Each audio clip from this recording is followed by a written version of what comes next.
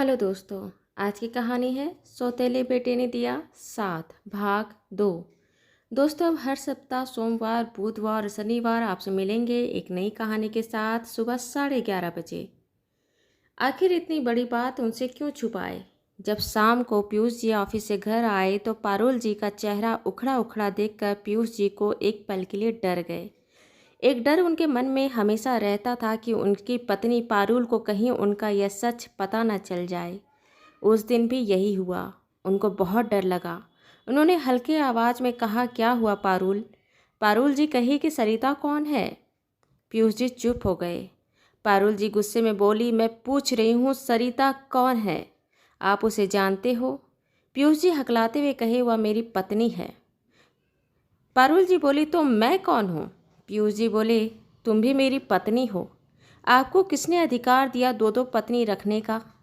आपने यह बात मेरे पिता को बताए थे कि आप पहले से ही शादीशुदा हैं? पीयूष जी नाव में सर हिलाए। एक मुजरिम की भांति वह हाथ बांधे चुपचाप खड़े थे। आपने मुझे बताया? पीयूष जी नाव में सर हिलाए। पारुल जी फिर पूछी, अब क्या? पीयूष जी कुछ नहीं बोले। पारुल जी गुस्से में कही, मेरा टिकट कटवाइए, मैं वापस जा रही हूँ। जाकर वहाँ पर अपने पिता को बताऊँगी कि उन्होंने क्या किया है। उन्होंने मेरे लिए कैसा लड़का ढूंढा है। मत करो ऐसा, मत जाओ, मैंने गलत किया है। मुझे तुम्हें बताना चाहिए था, लेकिन एक पल के लिए मैं स्वार्थी हो गया था। जब मैं तुम्हारे पिता से मिला और तुम्हें देखा, मुझे तुम बहुत भा गई। तुम्हारा सरल रूप और सरल स्वभाव मुझे भा गया। एक लड़के को एक लड़की में क्या चाहिए जो उसकी जीवन साथी बने, हमसफ़र बने, हर कदम पर साथ दे, लेकिन साथ ही साथ उसके घर परिवार को भी संभाले। मैं यह सारा गुण तुम में पाया। पारुल जी उखड़ के बोली कि एक लड़की को अपने पति में क्या गुण देखना चाहिए? उसकी कोई उम्मीद और इच्छा होती है या नहीं होती है? आपने कभी यह बात सोची? पीयूष जी गिड़गिड़ाते हुए बोले, मैं तुम्हारा गुनाहगार हूँ। तुम जो सजा दो मुझे वह मंजूर, लेकिन एक बार मेरी बात सुन लो। उसके बाद भी अगर तुम जाना चाहो तो मैं खुद तुम्हें लेकर तुम्हारे घर जाऊंगा। तुम्हारे पिता के सामने खुद अपनी गलती मानूंगा और वह जो भी सज़ा देना चाहे मैं उसे मानूंगा। पीयूष जी फिर आगे बोले, मेरी पहली शादी सरिता से हुई।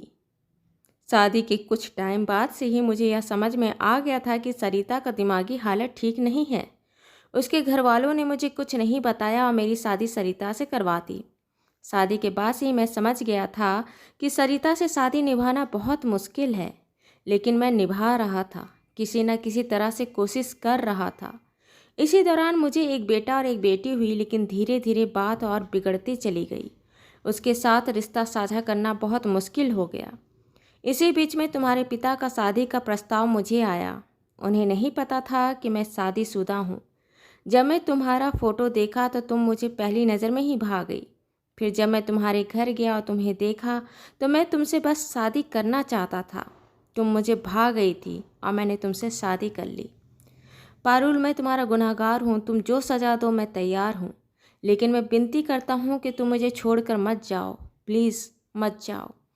पारुल उठकर अंदर चली गई। जाते जाते बोल गई, टिकट कटवाइए, मैं वापस जाना चाहती हूँ। पीयूष जी कुछ नहीं बोले। 2 दिन बाद पारुल के वापस जाने का उन्होंने टिकट कटवाया। 2 दिन पीयूष जी और सरोज जी के बीच में अबोला ही रहा। दोनों एक दूसरे से कुछ बात नहीं किए, लेकिन जिस दिन जाने का समय था पारुल जी अपना मन बदल दी। उनके मन में भी हजारों सवाल थे। उनके पीछे जो बहनें हैं उनका क्या होगा? उनके पिता जमाने भर के लोगों को क्या जवाब देंगे? बहुत सारी बातें पारुल जी के मन में चल रहा था। उन्होंने अपना जाना कैंसिल कर दी। वह पीयूष जी के साथ रह गई। अपनी आत्मा से उसे माफ़ नहीं कर पाई, बस मन मार कर जरूर रह गई। पीयूष जी पारुल जी को शादी करके लाए थे, लेकिन फिर भी पीयूष जी के परिवार वाले पारुल जी से एक दूरी बनाकर रखते थे। वह उनको अपनाए नहीं थे। पारुल जी के दोनों बेटों के होने के दौरान और जब उनके बच्चे छोटे थे तब भी उनको उनके परिवार से कोई सहायता नहीं मिला। वह अकेले ही परेशान होती, घर के सारे काम करते रहती। पारुल जी के पीछे अगर उनका बच्चा रोता तो भी कोई परिवार का बंदा जाकर उनके बच्चे को नहीं उठाता। पारुल जी का मन खिन्न हो जाता। यह तो उन्हीं का बेटा का औलाद है, फिर इससे इतनी बेरुखी क्यों, जबकि उन्हीं के सामने सरिता जी के बच्चों से उनके सास ससुर, उनके देवर देवरानी लाड़ दुलार करते थे। वही पारुल जी के बच्चे को अपनाने से भी इनकार करते। कहते हैं समय कैसा भी हो बीत ही जाता है।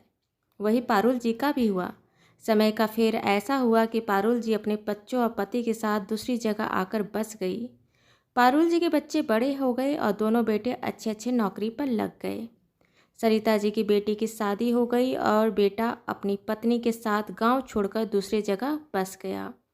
जो सरिता जी अपने सास ससुर देवरानी बच्चों के गुमान में पारुल जी को कभी पसंद नहीं की, उनको सम्मान नहीं दी, उसे इज्जत नहीं दी, उनके बच्चों को नहीं अपनाया, आज वह अकेले हो गई थी।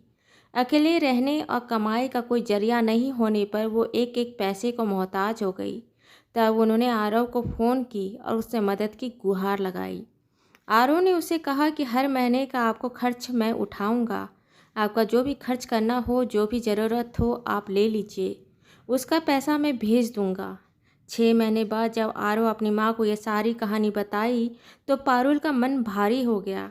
एक टाइम पर उनको परेशान किया गया था, फिर भी पारुल जी अपने बच्चों को एक ही सीख दी थी कि कोई कैसा भी करे लेकिन अपना कर्म अच्छा रखना चाहिए। आज यही सीख वह खुद को अपने मन में दे रही थी कि कैसा भी हो अपना कर्म अच्छा रखना चाहिए। मैंने अपने बच्चों की अच्छी परवरिश की थी और मेरे बच्चे मेरी परवरिश की लाज रख रहे हैं। दोस्तों, आपको ये कहानी अच्छी लगी हो तो इसे लाइक करें, शेयर करें, सब्सक्राइब करें और मिलते हैं एक नई कहानी के साथ एक छोटे से ब्रेक के बाद। धन्यवाद।